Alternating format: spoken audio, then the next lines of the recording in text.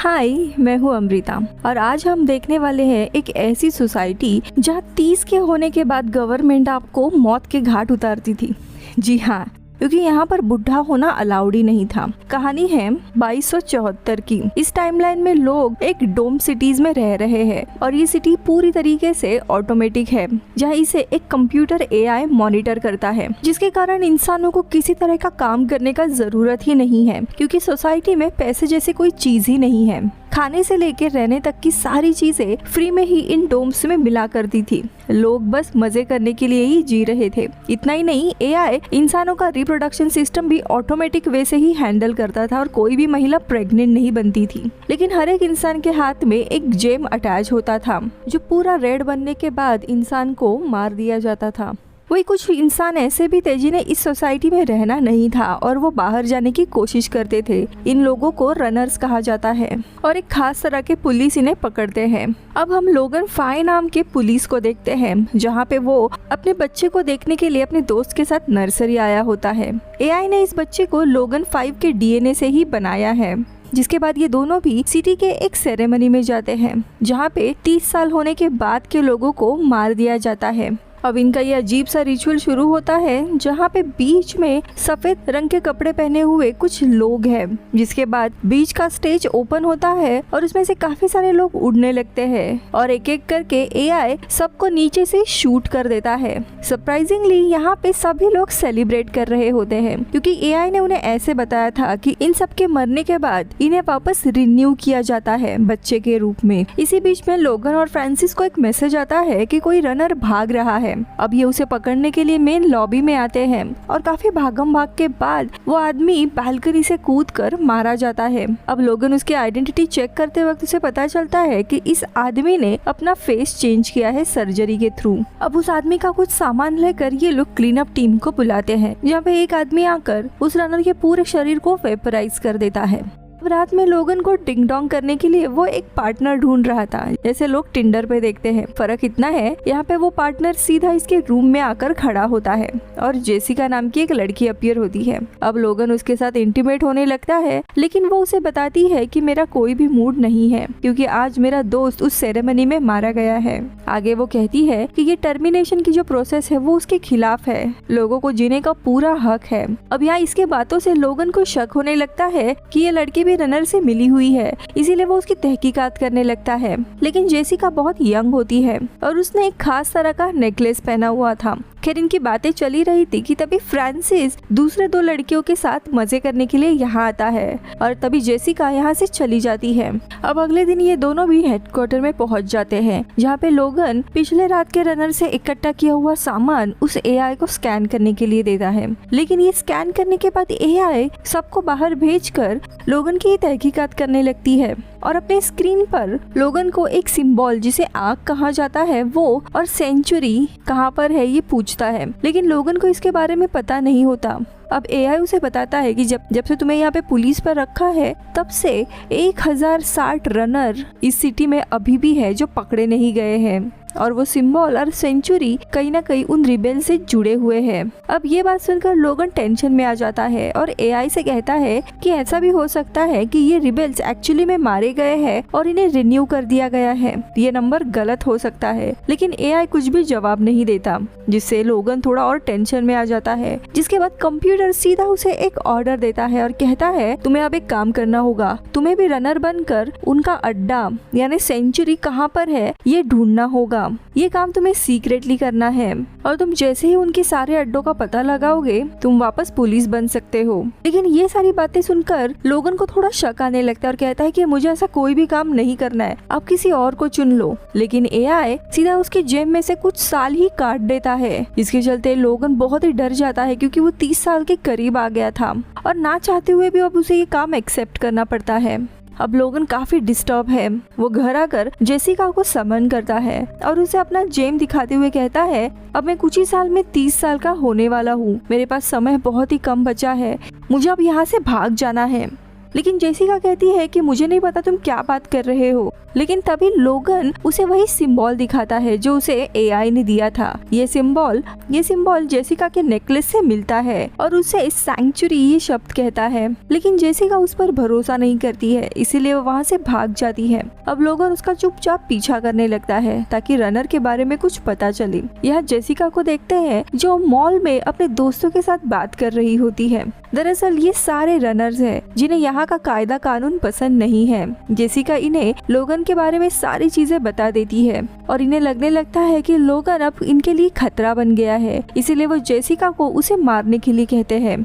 Jessica लोगन से मिलने के लिए आती है और उसे मदद करने का कहकर उसे आर्केन नाम के एक जगह लेकर आती है जहाँ पे वो उसे मारने का प्लान बना रही थी। लेकिन तभी लोगन को एक रनर के भागने का नोटिफिकेशन आता है और उसी को पकड़ने के लिए जाता है। जेसिका भी साथ में है। अब ये लोग एक ऑटोमेटिक फ्लाइंग कार से शहर के आखिरी स्टेशन पर आते हैं जो पूरा अबैंडन पड़ा हुआ था। अंदर जाने पर उसे एक छोटी बच्ची दिखाई देती है और दोनों भी धीरे धीरे अंदर जाते हैं। देखते देखते वहाँ पर उन्हें काफी सारे लोग दिखाई देते हैं। लोगन उन्हें डराने धमकाने लगता है, इसीलिए ये लोग लोगन को पकड़ने ही वाले थे, लेकिन लोगन आसपास शूट करने लगता है जिसके कारण ये सभी लोग अपने बिल में छुप जाते हैं।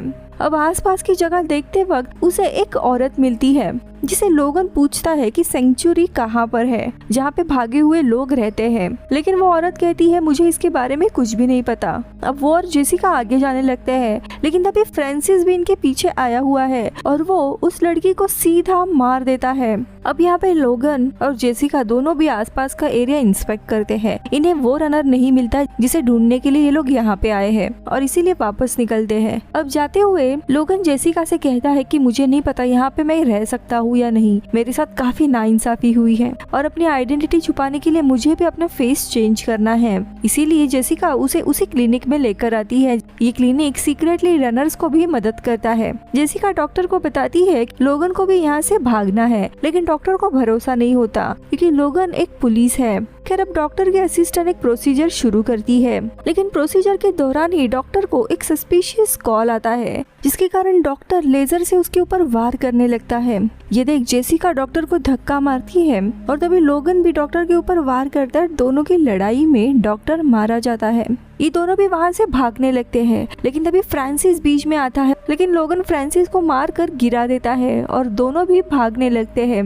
यहाँ जेसिका लोगन को एक लव शॉप में लेकर आती है जहाँ पे काफी सारा डिंग डोंग चल रहा था और कुछ लोग जेसिका को भी पकड़ लेते हैं, लेकिन लोगन उसे छुड़ाता है और दोनों भी एक बैक डोर से नीचे आते हैं। वही फ्रांसिस अभी भी इनका पीछा कर रहा है। जेसिका उसे एक जगह पर लेकर आती है जहाँ पे हम देखते हैं और भी काफी सारे लोग थे जो पुलिस से बचकर यहाँ पे छुपे हुए हैं। पुलिस का यूनिफॉर्म देख सभी लोग उसे चाकू के नोक पर धरते हैं और उसे मारने आने वाले थे, लेकिन तभी एक बैक डोर से वही डॉक्टर की असिस्टेंट आकर कहती है कि ये सच में हमारे साथ मिला हुआ है और इसे दूसरे पुलिस वाले को भी मारा है। अब ये सुनने के बाद सभी लोग उसे वेलकम करते हैं, तो लोगन तुरंत अपने पास का ट्रैकर ऑन करता है जिससे सारे पुलिस अलर्ट होते हैं और यहाँ आने निकलते हैं। थोड़े समय के बाद सारी पुलिस आकर इस जगह को तबाह करने लगती है और सबको पकड़ती है। लोगन को वापस भी नहीं जाना था, इसलिए वो और जेसिका भागने लगते हैं, लेकिन फ्रांसिस लोगन को रोकता है और कहता है वापस आते हो तो हमारी मजेदार जिंदगी ऐसे ही चलती रहेगी। लेकिन लोगन को 30 साल के बाद भी जीना था, इसीलिए वो उसे गोली मारकर डराता और खुद जेसिका के साथ भाग जाता है। अब काफी जगह भागने के बाद ये लोग एक दरवाजे की तरफ आते हैं जहाँ पे इन्हें वही आंख वाला सिंबल डालना था। अब जेसिका अपना नेकलेस निकालने जाती है, लेकिन वो साइड के पानी में गिर जाता है, इसीलिए लोगन अपने पास का सिंबल जो उसे एआई से मिला था उससे डोर ओपन करता है। पीछे से फ्रांसिस भी आता है, लेकिन ये लोग तब तक चले गए हैं। लेकिन उसकी नजर जेसिका के नेकलेस पर पड़ती है और उससे वो डोर ओपन कर देता है। अब इन्हें लग रहा होता है कि इस चाबी से ये लोग सिटी के बाहर जाएंगे, लेकिन यहाँ पर बहुत ही बड़ी मशीनरीज होती है और हम देखते हैं आसपास बहुत ही बड़े बड़े पानी के टैंक होते हैं। लेकिन उतने में पीछे से फ्रांसिस आता है और इन दोनों को मारने के चक्कर में वो गोली चलाता है और एक गोली पानी के टैंक को लगती है, जिससे बहुत ही ज्यादा प्रेशर में पानी निकलने लगता है और ये दोनों बहते हुए एक जगह पर कैद हो जाते हैं। लेकिन इन्हें वहाँ पर एक छोटा सा डोर दिखाई देता है जिसे बड़ी मुश्किल से ये लोग बंद कर देते हैं और अंदर आ जाते हैं। अब यहाँ सामने उन्हें एक बहुत ही बड़ा एलिवेटर दिखाई देता है जिसे दोनों भी ऊपर के फ्लोर पे आते हैं। ऊपर एक अजीब सा कमरा होता है जो पूरा फ्रोजन था। बर्फीले दीवार के अंदर उन्हें काफी सारी चीजें भी कैद दिखाई देती है। आसपास चीजें ढूंढ ही रहे थे तभी बॉक्स नाम का एक अजीब सा रोबोट आता है। अब यहाँ पे लोगन और जेसिका उसे पूछते हैं कि रिबेल लोगों का सेंचुरी कहाँ पर है। तो बॉक्स रोबोट उन्हें एक रूम में लेकर आता है और यहाँ पर प्लॉट रिवील होता है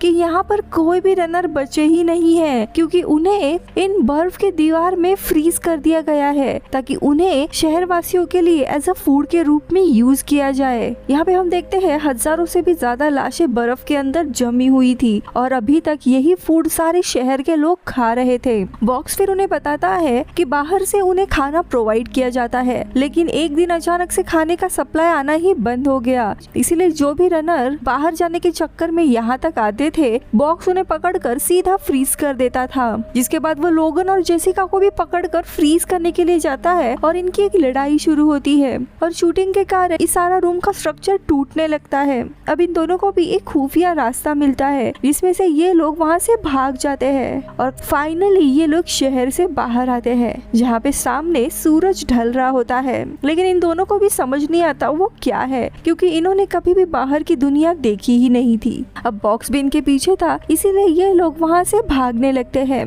लेकिन यहाँ जेसिका को बाहर की दुनिया पसंद नहीं आती क्योंकि वो बार बार थक रही थी, लेकिन लोगन उसे समझाता है। जिसके बाद इन्हें एक तालाब मिलता है और उन्हें समझ आता है कि उनका जेम अभी चमक नहीं रहा है, यानी ये दोनों भी अभी फ्री है, इसीलिए दोनों भी इंटीमेट होते हैं।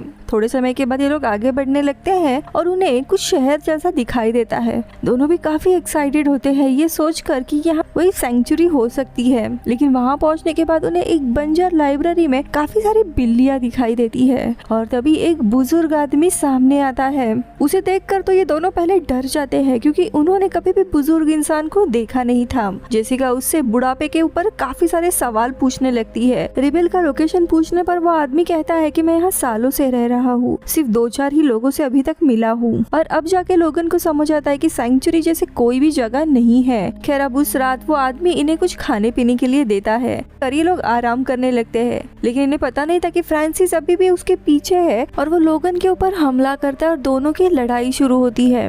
और इस लड़ाई में फ्रांसिस मारा जाता है।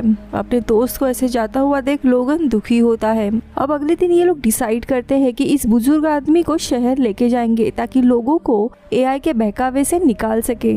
इसके बाद ये तीनों भी वापस सिटी की ओर जाने निकलते हैं। सिटी के डैम तक पहुंच जाते हैं जहाँ ये लोग बुजुर्ग आदमी को वहीं रुकने का कहकर पूल में जंप मारते हैं और मेन सिटी तक पहुंच जाते हैं जहाँ पे वापस वही रिचुअल शुरू हो रहा था जहाँ लोगों को मारना है। लेकिन लोगन सबको चिल्ला चिल्ला कर अपना जेम दिखाता है और कहता है कि बाहर एक ऐसी दुनिया है जहाँ पे हमें ये रिचुअल करने की कोई भी जरूरत नहीं है। लेकिन लोग इसे पागल समझते हैं और चले जाते हैं। उसी के साथ पुलिस इन दोनों को पकड़ लेती है। इसके बाद दोनों को भी एआई के सामने लाया जाता है और कंप्यूटर अपनी एडवांस टेक्नोलॉजी से उसकी मेमोरी रीड करने लगता है।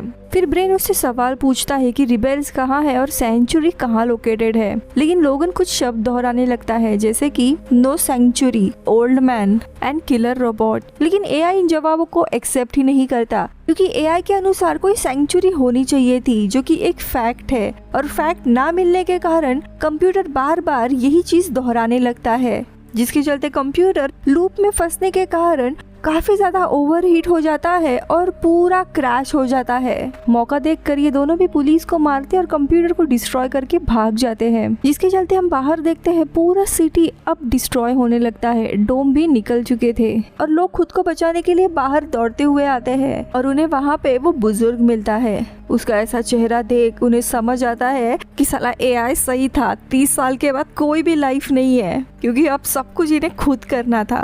और ये मूवी इधर ही खत्म होती है। मैं मिलती हूँ अगले वीडियो में, तब तक के लिए बाय बाय।